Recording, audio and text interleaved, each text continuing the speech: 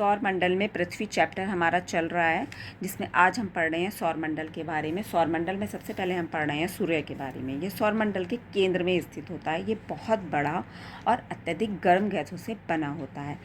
इसका जो खिंचाव बल होता है, इससे ही सौरमंडल को ये बांधे रखता है। सूर्य के अंदर जो गुरुत्वाकर्षण होता है, उससे ही ये सौरमंडल को बांधे रखता है। सूर्य जो होता है सौरमंडल के लिए प्रकाश और ऊष्मा का एकमात्र सोर्स होता है, स्रोत होता है।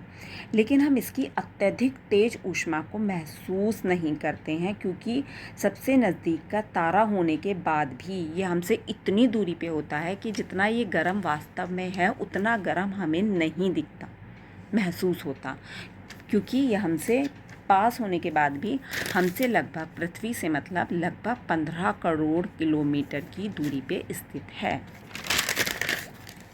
सूर्य के बाद बात आती है सौरमंडल में जो होते हैं वो होते हैं ग्रह। हमारे सौरमंडल में 8 ग्रह हैं: बुध, शुक्र, पृथ्वी, मंगल, बृहस्पति, शनि, यूरेनस तथा नेपच्यून। इसे याद करने के लिए आपके पास ये ट्रिक है, my very educated mother just served us nuts. इसके फर्स्ट लेटर से आप इन्हें इसी क्रम में याद कर सकते हैं और आपको इसी क्रम में याद करने भी हैं। सभी 8 ग्रह एक निश्चित पथ पर सूर्य का चक्कर लगाते हैं। इनका एक निश्चित पथ होता है जिस पर ही ये सूर्य का चक्कर लगाते हैं। ये रास्ते जो होते हैं वो दीर्घवृत्ताकार में फैले हुए होते हैं। ये जो दीर्घवृत्ताकार में फैले हुए होते हैं, इसे ही कक्षा कहते हैं। अब बात आती है बुध की। बुध सूर्य का सबसे नज़दीक का ग्रह है और ये अपनी कक्षा में सूर्य के चारों ओर एक चक्कर लगाने में केवल 88 दिन लगाता है। 88 दिन में ये अपना जो अपनी कक्षा में चक्कर लगाता है वो 88 दिन में पूरी कर लेता है। शुक्र को पृथ्वी का जुड़वा ग्रह माना गया है। ये क्वेश्चन आता है भाई, जुड़वा ग्रह किसे कहा जाता है? तो किसे कहा जाता है? शुक्र को। क्यों कहा जाता है? क्योंकि इसका आकार और आकृति लगभग पृथ्वी की तरह दिखाई देती है, इसलिए शुक्र को पृथ्वी की जुड़वा बहन भी कहा जाता है, क्योंकि ये दोनों देखने में एक से लगते हैं। अभी तक जो है प्लूटो भी एक ग्रह माना जाता था सूर्य से। अभी तक जो प्लूटो है उसे भी एक ग्रह माना जाता था, मगर अब ऐसा नहीं है। अब इसे बोने ग्रह के रूप में जाना जाता है। और ऐसा अंतर्राष्ट्रीय खगोलीय संगठन जो है, उन्होंने अगस्त 2006 में ये निर्णय लिया है कि प्लूटो को अब बोने ग्रह के रूप में जाना जाएगा। ठीक है, पहले 9 ग्रह थे मगर अब 8 ग्रह हो गए हैं। फिर बात आती है पृथ्वी की। तो सूर्य से दूरी के हिसाब में पृथ्वी तीसरा ग्रह है।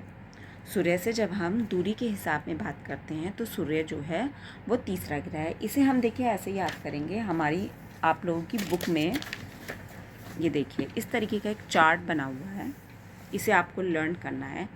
तो सूर्य से तीसरे स्थान पर ये पृथ्वी। तो आपको ये याद रखना है कि पहले पे कौन है, दूसरे पे कौन है, तीसरे पे कौन है। इस तरीके से आपको ये सारे क्रम याद होने चाहिए। और नीचे जो ये लिस्ट दे रखी है, ये भी आपको याद होनी चाहिए। आपको इसे अच्छे से याद करना है। इससे रिलेटेड मैं क्वेश्चंस भी आपको बना के दूँगी। ठीक है, इतनी बात समझ में आ गई आप लोगों को? उसके बाद हम बात करेंगे आकार की में यह 5वां सबसे बड़ा ग्रह है। दूरी के हिसाब से ये सूर्य का तीसरा ग्रह है, आकार में ये 5वां सबसे बड़ा ग्रह है। ध्रुवों के पास थोड़ी चपटी होने के कारण पृथ्वी गोल कही जाती है, मगर ये ध्रुवों के पास थोड़ी चपटी हुई सी होती है। इसके आकार को भू आप कहा जाता है। ठीक है, क्योंकि ये थोड़ी सी चपटी होती है। भू आप का अर्थ होता है पृथ्वी के समान आकार। ठीक है, अंतरिक्ष से देखने पर पृथ्वी नीले रंग का दिखाई पड़ती है। जब अंतरिक्ष से पृथ्वी की ओर देखा जाता है तो वो हमें किस कलर की दिखाई देती है? नीले रंग की। 2/3 सतह पे पानी से ढकी होने के कारण, क्योंकि हमारी जो पृथ्वी है उसमें पानी बहुत ज़्यादा हिस्से में है, इसलिए इसे नीला ग्रह कहा जाता है। क्योंकि ऊपर से देखने में ये, जब अंतरिक्ष से देखते हैं तो ये नीले रंग की दिखाई देती है। ठीक है, और जीवन के लिए सबसे अनुकूल परिस्थितियाँ सिर्फ़ और सिर्फ पृथ्वी पर हैं। पृथ्वी ना तो बहुत अधिक गर्म होती है और ना ही बहुत ही ठंडी होती है। यहाँ पानी एवं जो हवा है, जो वायु है, वो उपस्थित है और हमारे जीवन के लिए वो आवश्यक है। वायु में जीवन के लिए आवश्यक गैसें जैसे कि ऑक्सीजन वो सब पृथ्वी पर ही मौजूद है, बाकी जगह पे नहीं है। इसीलिए सौरमंडल का सबसे अद्भुत ग्रह कौन सा है? पृथ्वी। जी हाँ, पृथ्वी सबसे अद्भुत ग्रह है जहाँ हमारा जीवन है और जिसे नीला ग्रह भी कहा जाता है। अब बात आती है चंद्रमा की। पृथ्वी का उपग्रह है चंद्रमा। कौन किसका उपग्रह है और किसके कितने उपग्रह हैं, ये सब मैंने जो अभी आपको लिस्ट दिखाई है ये सब उसमें है, वो आपको याद करना है। तो पृथ्वी का उपग्रह कौन है? चंद्रमा। इसका व्यास पृथ्वी के व्यास का केवल 1/4 है, ठीक है। इसकी दूरी पृथ्वी से की चंद्रमा से जो दूरी है वो कितनी है? 3,84,400 किलोमीटर दूर है। चंद्रमा पृथ्वी का एक चक्कर लगभग कितने दिनों में पूरा करता है? ये क्वेश्चन आया हुआ है। 27 दिन में पूरा करता है, ये क्वेश्चन आया हुआ है एग्ज़ाम में। फिर बात करते हैं क्षुद्र ग्रह की। तारों, ग्रहों और उपग्रहों के अतिरिक्त, ये सब हमने पढ़ लिए, इनके अतिरिक्त असंख्य छोटे पिंड जो सूर्य के चारों ओर चक्कर लगाते रहते हैं, चारों ओर जो चक्कर लगाते रहते हैं उन्हें ही बोला जाता है क्षुद्र ग्रह, ठीक है। ये मंगल और बृहस्पति की कक्षाओं के बीच में पाए जाते हैं। ये उस चार्ट में आपको साफ साफ दिखाई देगा, आप उस चार्ट को देखिएगा, नहीं तो मैं शेयर कर दूंगी आपको। फिर बात आती है उल्कापिंड की। सूर्य के चारों ओर चक्कर लगाने वाले पत्थरों के छोटे छोटे टुकड़ों को उल्कापिंड कहते हैं। ये भी सूर्य के चारों ओर चक्कर लगाते हैं और बहुत ही छोटे छोटे होते हैं। कभी कभी ये उल्कापिंड पृथ्वी के इतने पास आ जाते हैं कि इनकी जो स्थिति होती है वो ऐसी हो जाती है कि पृथ्वी पे ही गिर जाएंगे।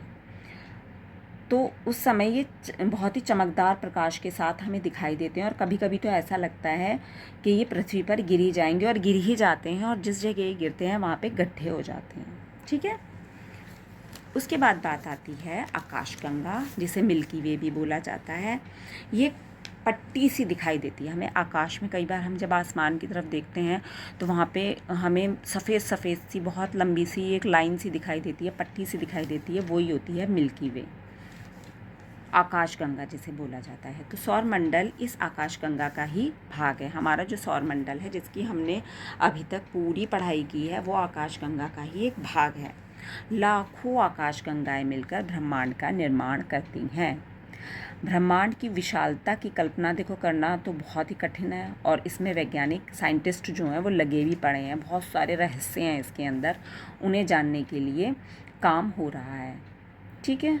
तो फ़िलहाल हमारा ये चैप्टर यहाँ कंप्लीट हो गया है। मैं इस चैप्टर से रिलेटेड आपको कुछ इंपॉर्टेंट क्वेश्चंस कराऊंगी, और ये बहुत इंपॉर्टेंट क्वेश्चन है, लेसन है, आप लोगों को ये 100% अच्छे से करना है, ओके। जब तक के लिए बाय।